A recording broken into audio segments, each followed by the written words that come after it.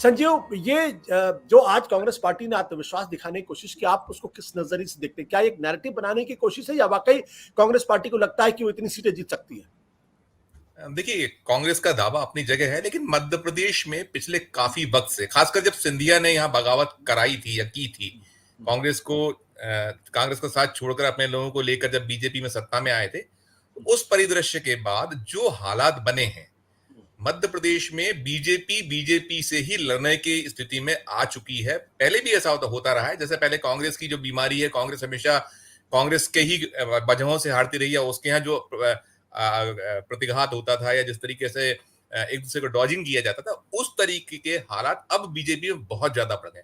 वो बीजेपी में सबसे खास आशुतोष जी बात यह है कि अब कोई ऐसा लीडर नहीं है, ऐसा चेहरा नहीं है मध्य प्रदेश में जो 2018 तक दिखते थे हमको कि जब ऐसी कोई स्थिति बनती थी तो वो संभाल लेने वाली स्थिति बनती थी। साथ साथ सेंट्रल की जो स्थिति, कर्नाटक का जो नतीजा है, कर्नाटक के और आत्मविश्वास से लवरेज हुई है कांग्रेस। कमलनाथ काफी समय से लगातार यहाँ जो सत्तारूढ़ दल की जो नाकामियां, कथित नाकामियां है, जो उनकी सारी चीजें उसको करते रहे। और इस बार जो सबसे खास चीज आशुतोष जी दिखती है कि कांग्रेस का जो मैदानी स्तर पर कुछ यूनाइट दिख रही है। बहुत ऐसे बयान नहीं आ रहे हैं, जहां जिसको जो काम मिले हुए वो अपने अपने कामों में लगे हुए हैं, शांति से काम चल रहा है। दिग्विजय सिंह को हमने अभी देखा है, दिग्विजय सिंह लगातार पूरे मध्य प्रदेश को नाप रहे हैं।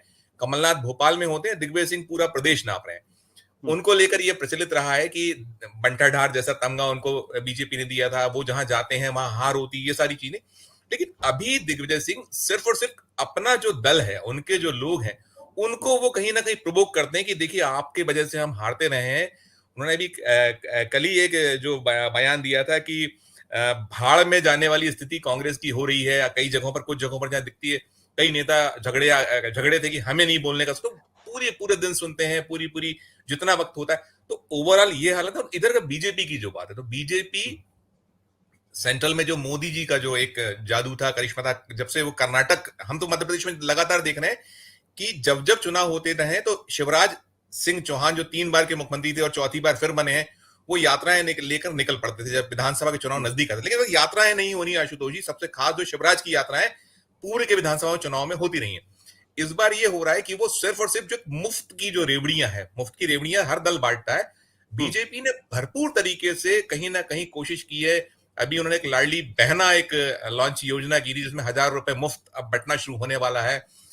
उसमें करीब 1.5 करोड़ के आसपास रजिस्ट्रेशन हुए हैं। तो बीजेपी खुद हतप्रभ है कि इतनी कहां से महिलाएं आ चुकी है, उसकी एक स्क्रीनिंग चल रही है, वो अब जाना है। बट संजीव जी, यहाँ पे एक सवाल जो खड़ा ये हो रहा है कि बीजेपी के अंदर की हालत क्या है? क्योंकि ये सुनने में आ रहा है कि शिवराज सिंह चौहान मुख्यमंत्री और जो वहां के बीजेपी के अध्यक्ष, उनके बीच पट नहीं रही।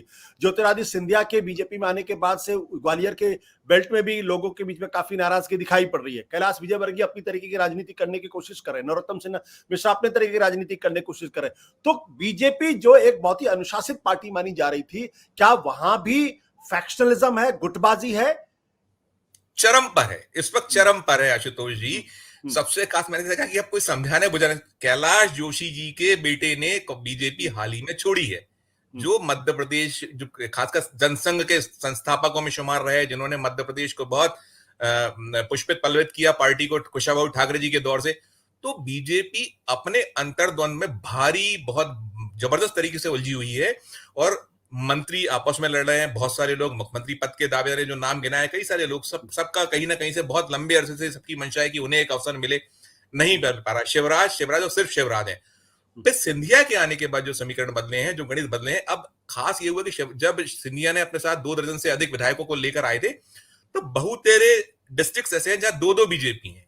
एक सिंधिया गुट के व्यक्ति बीजेपी चला रहे और एक ओरिजिनल बीजेपी है। वहां ये स्थिति कि सिंधिया गुट के लोग उस बीजेपी के दफ्तर में जो ओरिजिनल है वहां नहीं जाते, ओरिजिनल बीजेपी के लोग हैं वो सिंधिया के यहाँ नहीं जाते। तो ये भी एक फ्रैक्शन बहुत खतरनाक। और दूसरी चीज, मुख्यमंत्री और अध्यक्ष के बीच प्रतिद्वंदिता कई अवसरों पर साफ साफ नजर आती है। वो भी मुख्यमंत्री के दावेदार में शुमार है, संघ का उन्हें आशीर्वाद प्राप्त रहा है। लेकिन ये सारी जो चीजें हैं, इनमें पटरी बिल्कुल और बिल्कुल नहीं बैठ रही। अभी बीच में 5-7 दिन लगातार चला था कि अध्यक्ष को बदला जा रहा है, बहुत जम के, और मंत्री आपस में लड़ रहे हैं, कैबिनेट में झगड़े हो रहे हैं, वो निकल के आ रहे हैं। बीजेपी उसमें जो डेंट लग रहे हैं उसमें कोशिश कर रही है पेंट करने का, लेकिन वो पेंट अभी हो नहीं पा रहा है। और दूसरी चीज ये है, आज ही एक लगातार लग रहा था, तो आज कैलाश विजयवर्गीय ने एक कल बयान दिया था कि दोनों इन्हीं के अध्यक्ष जो मौजूदा प्रदेश अध्यक्ष हैं वो और शिवराज के नेतृत्व में हम चुनाव लड़ेंगे।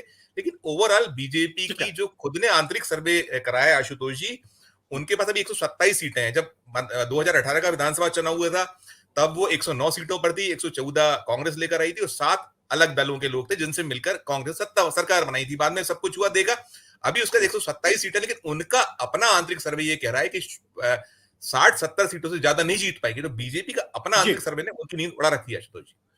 सत्य हिंदी का ऐप डाउनलोड करें गूगल प्ले स्टोर पर।